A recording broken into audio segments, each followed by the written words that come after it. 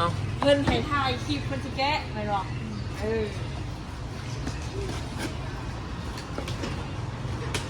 เป็นไรเนี่ยเป็นเห็นบ่ไก่มาเอาของเฮียลิฟพี่น้องเนาะอยู่คนส่งมาบ่ฮอดดูไบมันเกิดเพิ่นนะแต่ว่าอันฉลอจ่ายเป็นปลายทางแล้วสิแกะเบิ่งมันบ่ได้แตกได้ฮักบ่รถอลิสมาฮอดแล้วจ้ะแม่นเนาะแน่นเด้ร้านขายเครื่องเขาจะมีเขียนบอกถึงหาดละแกต้องมีโบราณ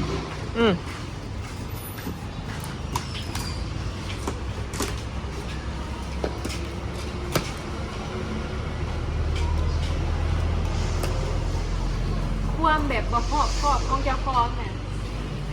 แล้วฝากเงินมาเราไปเอาเงินแล้วเขาจะใส่น้ำสกุลคอยบ่ถือยังสกุลจะคลองกันยังบ่ถึงจะได้ให้แล้วฝากมาใหม่เพราะว่าสื่อคลองเมื่อวานเพราะว่าเอาเงินสร้อยก่อนหันก็จะพิษเป็นผิดก็จะพิษอ่านเกิน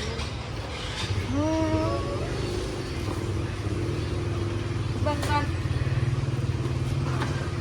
ข่าวของคนส่งถ้าต้องเบิ่งยังไม่เลยครบบ่ เบิ่งดูล้อแล่เครื่องบังคับยี่หมดพวงมาลงพวงมาลัยยังมันตีนมันเข้าไปในใช่ไหมก็ให้เขาเนี่ยประกอบอีกขนาดสิบโจนะนี่เนาะนี่หนาจอยใส่เนี่ยแบ่งกันปาดรถนี่นี่แบดบอลยังมันเป็นแบบแบตเด้สากแบตแล้วก็ขี่ได้จะได้พื้นปูนเป็นรถอย่างบุ๊กแลมโบ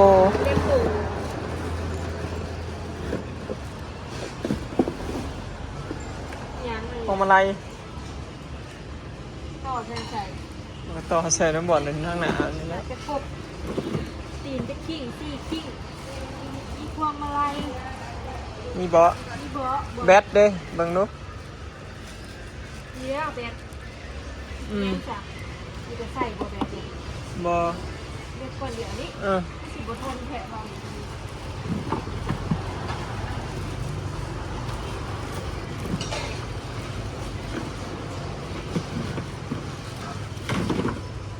เบิดแล้วพี่น้องไอ้เบ็ดก่อนเดี๋ยวก่อนนี่เนาะ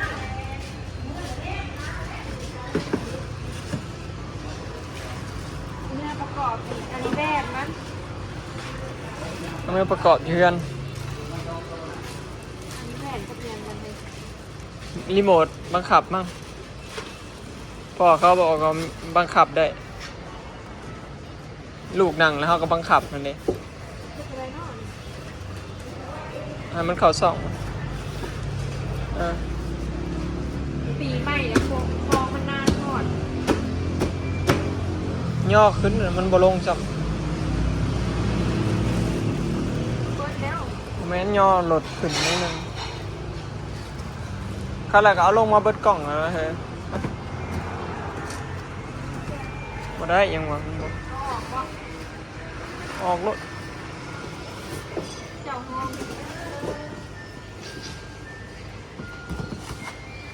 เอาเข้าในโอเคว่าจะเลาะใช่ฮะเบิ่งในฝุ่นน้องพี่น้องเอ้ยทั้งกับมาจากปักซ่องจ้าแกะกันเลยนี่จะประกอบให้ลีสบายดีเด้อพี่น้องจ้ายินดีต้อนรับเข้าสู่ซ่องสลอยเด้อโอ้ยทำแกะประกอบดูรุ่นข่อยคือบ่มีแล้วนี่วะมันต่ำเฮงเม่นรถฟอร์ด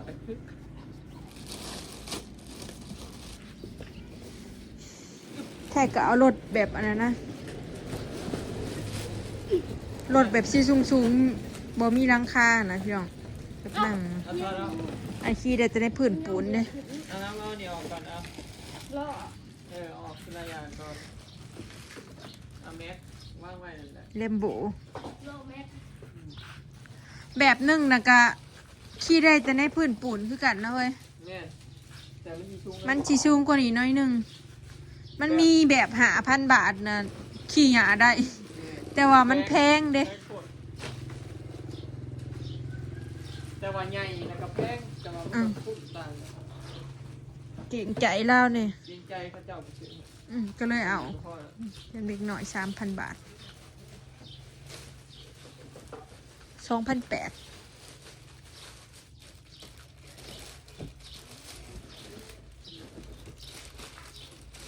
อ้ายสิขี่ได้อยู่ปะ ขี่บ่ได้ทอดจะโล10 โล ขี่แข่งกัน มาดองเฮียน ตัวใหญ่ ขี่ครับอยุ่จอย ได้30 โล ขี่มึงดู ถิ่นอยากเพิ่มถิ่น มันสูงบ่เจ้าน้อยเจ้ากระสูงเจ้าใหญ่ไวเป็นตาดีนะอยุแบบนี้เนี่ยหนาดีอยู่แต่ว่าเฮาเมื่อไรให้พ่อจะใส่น้ำมันให้เด้อขับรถมันยังขับง่ายมันยังอยากขืดอยู่ เพราะมันข้ามอันนี้ข้ามอันนี้แหละ อ๋อเดี๋ยวนี้ไปโรงเรียนบ่ได้ยินเสียงเลยได้แต่ก็ไปโรงเรียนได้ยินที่หัวบ้านเสียงรถเพิ่นมากับไปคักไปจ้อยหมู่บ่ได้แซวบ่เฮ้ยเขาบ่ได้ถามบ่ซื่อเท่าไหร่อันนี้ก็ใส่อย่าใส่นักเลยเด้อมันสิฮักกินเยอะใส่ปึ้มเบาๆหรือว่าใส่ขนมนมเนยจังซี่มันเฮาทางเฮาบ่ดีใส่นักแต่มันสิมุน แกะเอาแกะลิจ้า มัมมัมยังได้กินเค้กมัมมัม เคยได้ออกมาเป่าเค้กลิดเหลียของขวัญย้อนหลังวันเกิดทั้งก็ไปเอามาประกอบพังกะเล้ว เดี๋ยวตบมือแล้ว ลองเด้อลูก ว่า เลมโบกินี่สีเหลือง ไปขึ้น ประกอบพอมันประกอบให้ เราบิดอันนี้เรา เห็นบ่เฮ็ดอะไรนี่ เห็นเขายังบ่หูเลยเปิดตัวเอ็มนะโบจักเปิดตัวพี่หรือเปล่า มันเบื่อดึกโลกเลยเบื่อดึกโลกเลย เห็นอะไร ใช่บ่ แล้วไปขี้นั่งอะไรนี่ บ่ออยังเกือบหมู เล่นเห็ดดึกก่อนเห็ด บินเลยทางนี้ เห็ดอะไรออกอะไรทำดึงออกหมดดึงออกได้ว่า อ้าวบาดนี่ โอ้น่ะอะไรเด้ ผู้ชายสุ่มมือสุ่มทุก จ้อยเฮ็ดอะไร นี่ร้อยนี่ ขี้แล้วจะได้พื้นปูน เบื่อดึกโลกเลย เอาส่งไปทางใดเลย จับน เอามานั่งก่อนแม่เอาเรามานั่งก่อน ำนางมันฆ่านี่ร้อยนี่ คนกับรถชมกันอยู่บ่เนาะเจ๊ ปิดอ้อ เอาแล้วเอาน้องไม่เมยจับนี่ลูกหยุดนี่จับนี่ลูก จับลูกจับนี่จับนี่จับลูกจับเบื่อดึกออก ยาบาดเสียชีวิตนะ ยา อย่าเผาเมยอย่าเผาไปทำไปทายหมู่ไปน้องก่อน อย่ากดไปให้น้องคิด ให้น้องนั่งซื่อ ถ้าไปอีไรลงนั่งไปอีบ่มันบ่ไปแล้ว บึ้นนี่จับนี่จับดิจับ อ่ะบึ้ บึ้น รถเท่ใช่ปะคือ2,800พี่น้องรวมทั้งค่าผักทั้งกะไล่3,000ใช่ นั่น โอ้ ยังน่ะบีบแก ที่จริงนะ ใช่มันกดในใส่มัน เราอยากให้มาเซอร์ไพรส์พร้อมกันกับของน้องทำเมื่อวานนี้เนาะพอวันเกิดน้องทำเลยแล้วก็ย้อนหลังวันเกิดให้อลิสเลย เป็นวันเกิดนะจัดพร้อมกันพี่น้อง เฮ้ยทำไมมันตัดสินใจอย่างนี้ ไม่ใช่ ขอบใจหลายๆเด้อของขวัญวันเกิดอลิสโอ้มีเพลงอีกจ้า มีเพลง อยู่ไปลูกอยู่เอาไหมอยู่เอาน้อง ใส่รีโมทอยู่ไปได้ แม่นบ่ เหยียบแบบนี้ก็ได้ได้ ไป ไหม แล้วนี่ เหยียบแบบ มัน นี้ ก็ ก็ได้ เพื่อนนั่น เหยียบก็ได้ได้เดี๋ยวมันยาก หาม จักอ้ายหรือน้องแล้วสิได้ขี่เบิ่งนี้ หาม ขี่บ่ได้เดี๋ยว ห้ามจ้ะ บ่ได้เดี๋ยวขี่ก็มันห้าม ห้ามตีนมันเข้าไปนั่งนะจะได้ ไปนั่งได้แต่คนห้าม มีแบบหนึ่งอะ5,000นั่งได้เราจะกินลูกว้าว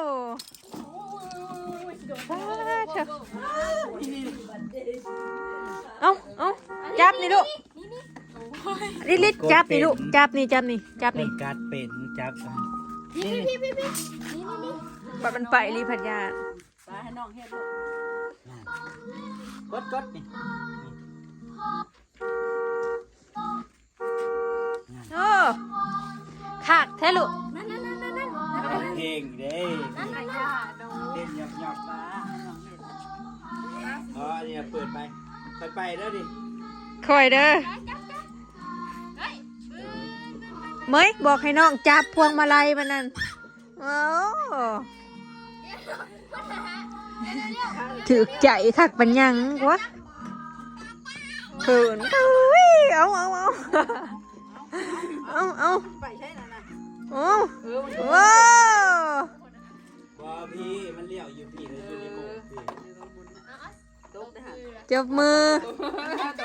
ขอบใจเด้อลูกอะทุจ้าดูขอบใจเด้อ ทุจ้า มันเหยียบปุ่มดัง บ ดิ ท สิ ซนแล้วตอนนี้บทซนยังแหละ เพิ่นปีนใหญ่น้อง อันนี้พี่ ซ้อนเพิ่นหมุนพวงมาลัยนะเพิ่นจังซี่เขาอยากจะขี่ตลอดอยู่คู่มืออยู่คู่เบิ่งนี่ ตาได้ทำยังไง ขี่ได้แต่ในพื้นปูนเนาะลงหญ้านะยานมันแบบไหม อย่ากดหัว มันฮ้อนโอ้ จักจับโฟไล่ เจ๊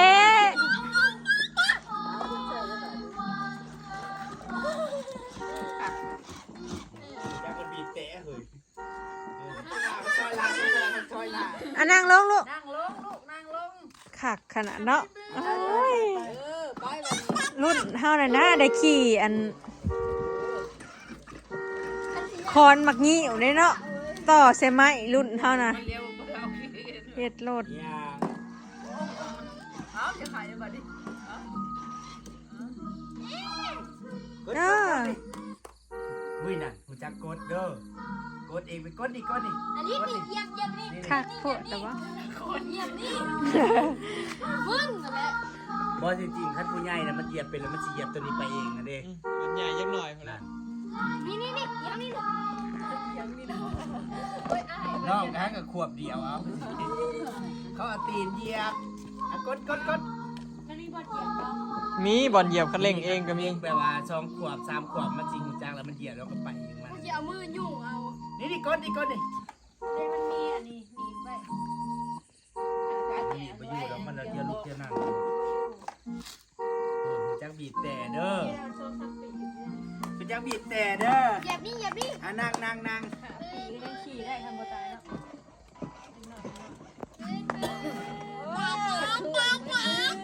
คนมันบ่คือกันขั้นต่างคนมันหุ่นจักแพงทองมันได้ มานี่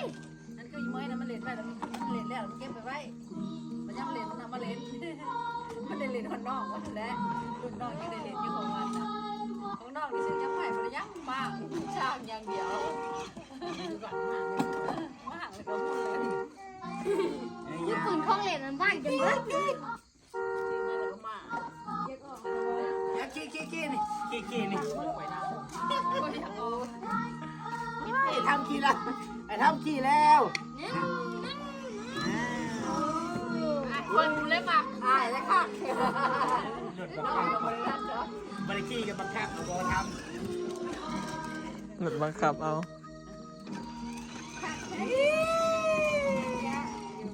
เอาขึ้นขี้ขี่จนเมื่อยแล้วบอกเถอะ ขึ้นขี้อ่ะ บึ้นบีบเตะ นี่ บึ้นไปได้ คนกระบีบแตะเป็นเด้อมันมีพังสัตว์คล้ายๆคือรถจริงเนี่ยมันมีพังเพลงมีอย่างเลือกเพลงอีกต่างหาก มันมีเกียร์ถอยมันอีกได้เด้นี่อันนี้เกียร์เวลาใหญ่กับถอยเด้นี่ถอยได้ไปหน้าได้เด้อ คันผู้ใหญ่นะมันเหยียบเร่งได้ไอ้เปิดฟ้าได้บ่ดิ เปิดได้มันมีกรอยู่ได้กรทางหลังพูนได้เหลืองๆนะเออ ยุ่งข้างหลังนี่ โอ้ยเท่เว้ย โอ้ เฮ้ย ไปนั่ง แบบมันเนียนสปริงอันนี้ กดติดเครื่องได้เว้ย ดีใจอยู่ลูก มัน กินข้าวบ่อีนาง ถูกใจเพื่อนแล้ว ข้าวบ่กินหน้า เอา เวลา คิดดูแล้วแบบนี้มันคือข้าว เหมือนพากันกินข้าวกินน้ำห้ามบ่กิน ต้องหลอกประทับ รถกินแบบนี้เลยเนาะพี่น้อง อ่ะโซ่เขาบ่ได้ นี่เข้าแล้วเสียงดังแทบปะจ้อย ขี่รถปะไปขี่รถ แม่น นี่ ไป กด เลย ก็นี่ ไปเลยเด้อ จักเด้อนางไม่ธรรมดานะ เอา เฮ้ย มุน เปลี่ยนเพลง ต้องมีเพลงมาเลยนะ มันมีให้เลือกเพลงอีกอย่าระวังญาติน้องลงไม่ต้องเปิด ใจเถิน เต้นป้อน ถึกใจอลิส ป้อนบีบแต่นี่ยืนเต้นอยู่แล้วบีบแต่นี่ เก็บได้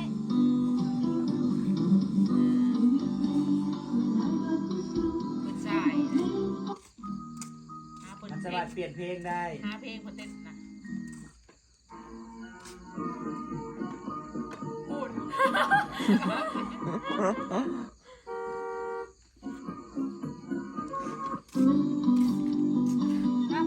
นี่สามเพลง เต้น เย็นอยู่บ่เริ่มเย็น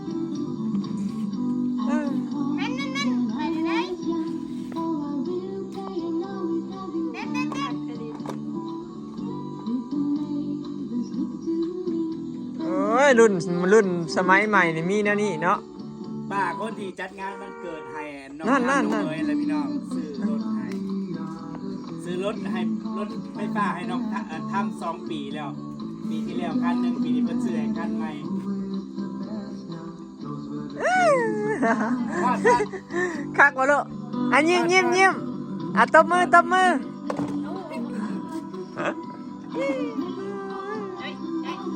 อ่ะบีบแก้นี่นี่บีบแก้นี่นี่มือบีบนี่นั่น อีกครั้งหนึงจะกินน้ำเนาะ อย่าเอาตีนขึ้นจะน้อยงายหลังอย่าตีนนะพ่อครับโอ้ย น้องจะได้ อย่าเอาขึ้น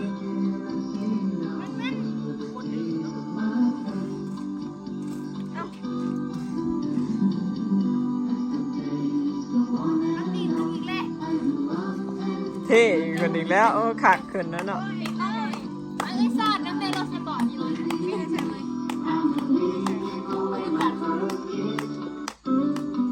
ไอ้กับพี่จะไหนเพลง ปิดเพลง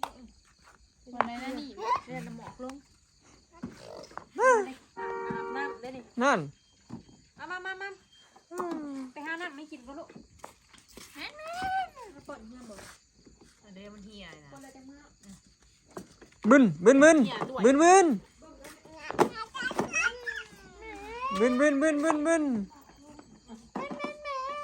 คืนตัวบนนี้ไม่ได้ที่ออกเลยโอ้ อ้าวเพลงไม่พอดีสาวรถสปอร์ตได้นี่เราอีบ้าเราอีบ้าไปบอกดบ่ไป บ่ไป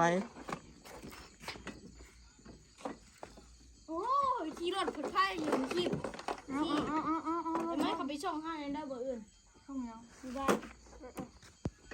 บริไข่หมวกมันช่วยอย่าหมวกตุก อ่ะใช่บัดนี้กำลังเล่น เอาเอา แต่หมวกจะพ่นตุกยันหมวก ป้าอีเพจเพิ่นบัดอ่ะ เอานั่งอ่ะครับไปร้อยครับ นั่นเห็นบ่ ไปครับบึ้นโง่เลย นั่น บึ้นแม่ขี่ช้อนไอ้เอาจ้าไอ้อลิสขี่ช้อนไอ้ เบิ่งเลย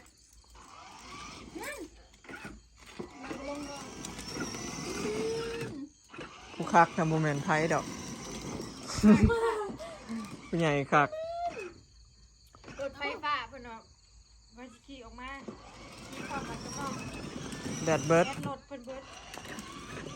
ด บริษัท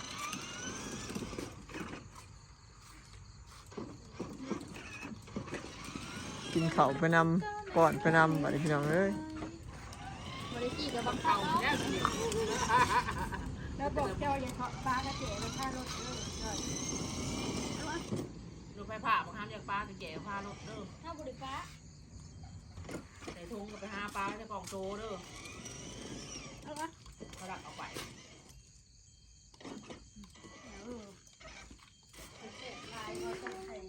แสบแห้งบริษเอ้ย ไปกินกับแซลมอนใส่ไก่บ่แม่ต้องใส่ข้าไก่อย่างนี้ ไม่ต้องผักไก่เนี่ยก่อนยำเนี่ยบดเตรียมตับ มันบอกข้าวไก่เนาะ มันก็อยากไป มันหวาน กูจักรสชาติเลยเดี๋ยวนี้ ตับจังโหมันอยาก ต้มก็บ่ได้ปั่นเลยยังดอกต้มเปื่อยๆเพื่อจะหยำ หวา สิ นเนี่ยมันข้าวโวยอันนั้นไก่เพราะว่า3เถื่อนกิน ไปพดนะครับ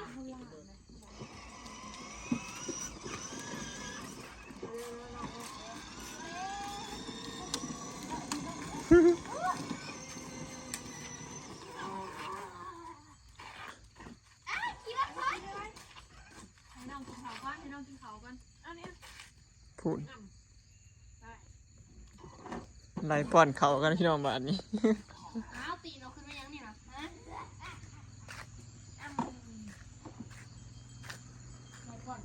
แสบแห้งอ่ำ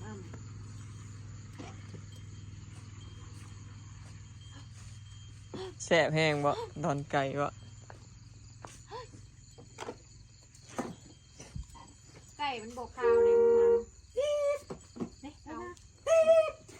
เป็นไงล่ะ ไป กดสินี่เต้นั่น เอา เพลงอยู่ในหมู่คนเรา ไม่อยู่เนาะมันบอกไก่ข้าวไก่น้ำไหมป๊าป๊า นี่กด ไปครับกลับไปตาม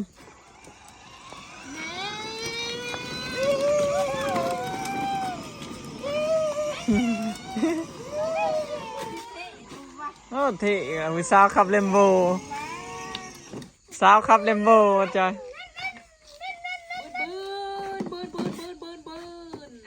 เปิดก็จะกดเพราะเพิ่นเด้ย ไปเองบ่ เนี่ยมาให้กันเอง เสียนั้นเป็นเฮ้ยมีปุ่มสากแบตน้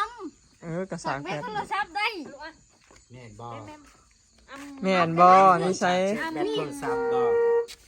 โอ้ย USB อะนะ ยัง USB คือสาดแบตมันเองบ่ USB ก็คือสากแบตได้แล้วก็อันนั้น อ๋อมันสามารถใช้บ่ แม่มได้ ใช้โทรศัพท์ได้ USB ใส่แม่มใส่หยังก็ได้ สายโทรศัพท์ได้ USB นี่คือมันเอาชาร์จแบตเข้าไปในรถเนี่ยมันเก็บแบตแล้วมันชาร์จกับโทรศัพท์ได้ USB เยอะเลย เฮ้ย เหมือนรถจริงเลยนะเมยขนาดเปิดประตูแล้วมันยกขึ้นเลย เฮาเอาแม่มใส่เพลงเปิดเพลงอื่นก็ได้ ฮะพอดีจบเลยรถคันหนึงไปซื้อเอา5,000อีรุ่นหนึงนะ เจ้าขี้ไอ้ย่อย ตัวนั้นมันหันน้ำหนักได้30ปลายกิโล อันนี้ก็ได้ท่าน ได้ ผู้ใหญ่นะ ขี้ว่าจะเอา กดอันได้สำหรับ ชู ผู้ใหญ่ มือหน่อย ครับ นึง อันนี้มันหนังได้แต่12โล10โล12โลตัวนั้นมัน30ปลายโล รถน้ำ อุ้ย โอ้ยมากินน้ำนะ ปิดเพลงได้รถใหม่ นี่แหละพี่น้อง ดีใจด้วย เย่เย่ วันนี้ก็ได้วันเกิดย้อนหลังเนาะก็มีอันเค้กก้อนหนึ่งแล้วก็เงิน 1,000 บาทจากป้าซันเนาะนี่ ขอบคุณแล้ว คุณไปชั้นนะ แล้ว เอ่ยลายๆเด้อ ขอบคุณคุณยายเร็ว คนวันเกิดลี อันนี้ ๆ เด็กของคนวันเกิด อลิ เนาะ สน้องเหมยน้องท ได้เบิร์ดทุกคน เด็กคนละก้อน เพิ่นเกิดอันไล่เลี่ยกันพี่น้อง เดือนเดียวกัน ำบ่เดือนเดียวกันบ่ พอดีเราจัดวันย้อนหลังให้พร้อมกันกับวันเกิดน้องทำไปน้องเมื่อวาน แม่น ปีต่อไปอาจจะได้จัดพร้อมกันเลยเพราะว่ามันไล่เลี่ย การขอบกันย้อนเกิดเอา พอปีนี้บอยกับบริจัดให้ลูกพี่น้องเนาะอันนี้เป็นเพิ่นเขาเจ้าจัดให้เนาะ ไอ้ใส่ ก่อนอื่นก็ขอบคุณขอบใจเด้อเนาะที่ซื้อรถแฮร์รี่พี่น้องขอบใจหลายๆขอให้เฮงๆรวยๆเนาะสุขภาพแข็งแรงคลิปนี้ก็สิขอเก็บภาพบรรยากาศไว้สำนี้เด้อเนาะพี่น้องอันนี้ถึกใจแฮง หน้ายิ้ม อันนี้ถึกใจบ่ลูกถึกใจบ่อันนี้เนี่ยถึกใจอยู่นี่นะโอ้ยสิบ่ได้ขายอันรถถีบไฟฟ้ามาซื้อนี่ขี่ผมบ่นี่ไปแล้วพี่น้องสบายดี